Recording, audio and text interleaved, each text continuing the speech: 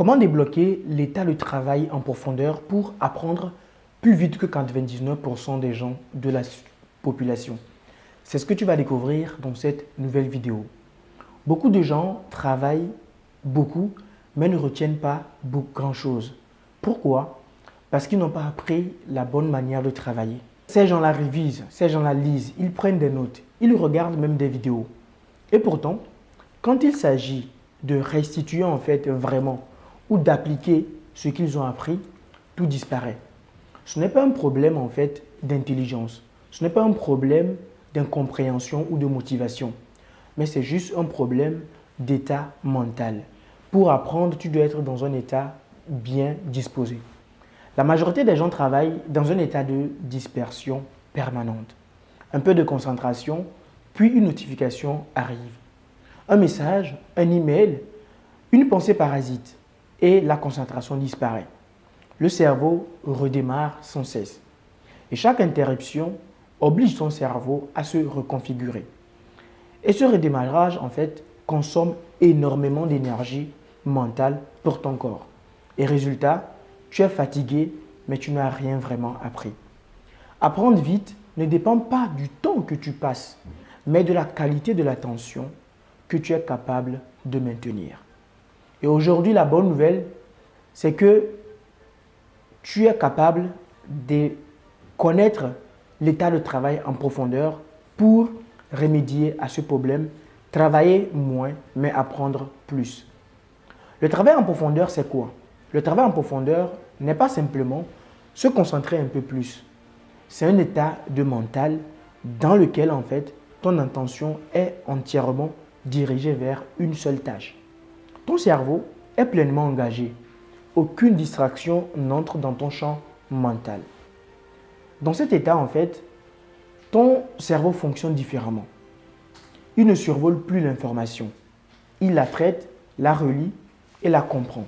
Lire un test, par exemple, ce n'est pas lire plus vite, mais c'est lire moins, mais comprendre mieux avec le travail en profondeur. Un étudiant qui pratique le travail en profondeur va comprendre dans 30 minutes ce qu'un autre étudiant qui ne le pratique pas va prendre 2 heures pour comprendre et mémoriser. Ce n'est pas magique, c'est juste un système neurologique. Maintenant, je vais t'expliquer pourquoi en fait ton cerveau résiste beaucoup au travail en profondeur.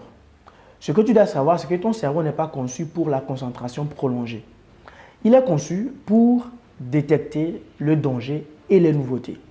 Donc, chaque notification est perçue comme quelque chose d'important qui pourrait se passer. Donc, résister en fait à la distraction demande de l'énergie.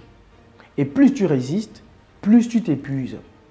Et c'est pour ça que forcer en fait la concentration ne fonctionne pas sur la durée. À un moment donné, tu vas te fatiguer. Quand tu décides par exemple de travailler sérieusement sur un projet, au bout de 10 minutes, tu vas ressentir en fait une agitation lorsque tu forces ta concentration. Tu regardes par exemple ton téléphone sans même t'en rendre compte. Tu passes sur Instagram sans avoir le contrôle. Et ce n'est pas un manque de discipline, mais c'est un conditionnement en fait. La bonne nouvelle, c'est que ce conditionnement peut être inversé par quelques étapes que je vais te citer maintenant. La première étape, c'est de créer en fait un mental sans distraction. Le travail en profondeur commence avant de travailler. Si ton environnement est bruyant, chaotique, rempli de tentations, si ton téléphone est à portée de main, ton cerveau restera tout le temps en alerte. Et pour entrer dans le travail en profondeur, il faut envoyer un message clair à ton cerveau.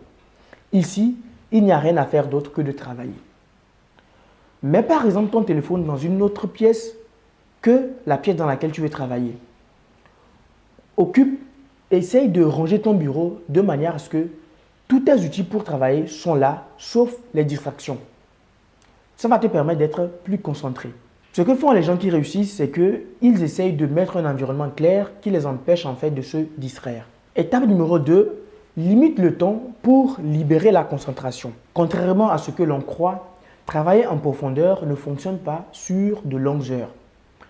Ton cerveau a besoin de bornes claires. Dire je veux travailler toute l'après-midi ne veut rien dire. Et c'est flou en fait pour ton cerveau et très démotivant. Mais dire à la place, je travaille en concentration totale pendant 45 minutes ou 30 minutes ou même 20 minutes, libère ton esprit. Et ton cerveau accepte l'effort quand il sait qu'il y a une fin rapide. Un étudiant qui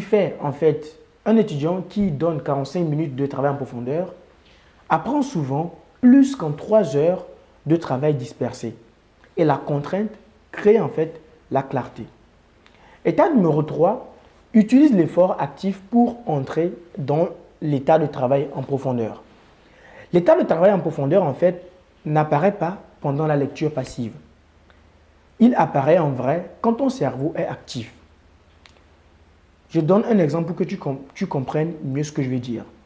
Expliquer par exemple ce que tu viens d'apprendre, écrire sans support, résoudre un problème sans regarder la solution, ce sont des moyens qui vont te permettre en fait d'activer les zones de ton cerveau. Au début, ça paraît inconfortable, mais au bout d'un certain moment, cette inconfortabilité devient un indicateur à ton cerveau qu'il apprend réellement.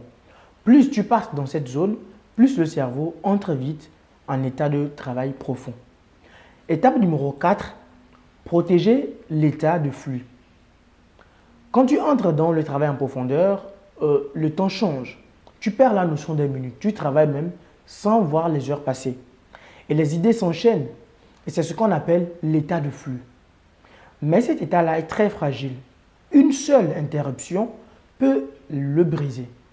C'est pour ça que tu ne réponds pas aux messages, tu ne vérifies pas ton téléphone, tu ne vérifies pas tes notifications, mais tu termines ton bloc même si c'est difficile. Et chaque fois que tu protèges cet état de flux mental, ton cerveau apprend à y entrer plus facilement. Étape numéro 5, apprendre à sortir en fait de l'état de travail mental. Étape numéro 5, apprendre à sortir de l'état de travail en profondeur pour consolider l'apprentissage. Le travail en profondeur ne prolonge pas indéfiniment. Après un bloc intense, ton cerveau a besoin de repos. C'est pendant ces pauses que l'information se consolide, les connexions se stabilisent et la fatigue diminue. Une pause sans écran est idéale par exemple. Marcher, respirer, laisser l'esprit vagabonder, c'est dans ces moments-là que les idées s'ancrent vraiment dans ton cerveau. Et voici maintenant un plat d'action très simple que tu peux mettre en place pour apprendre plus. Premièrement, crée un espace sans distraction. Téléphone, notifications, tout ce qui peut te distraire, éloigne-les de toi. Mets ton objectif de 45 minutes pour travailler en profondeur. Il est obligatoire pour toi de prendre des pauses et de commencer toujours avec un seul bloc de travail.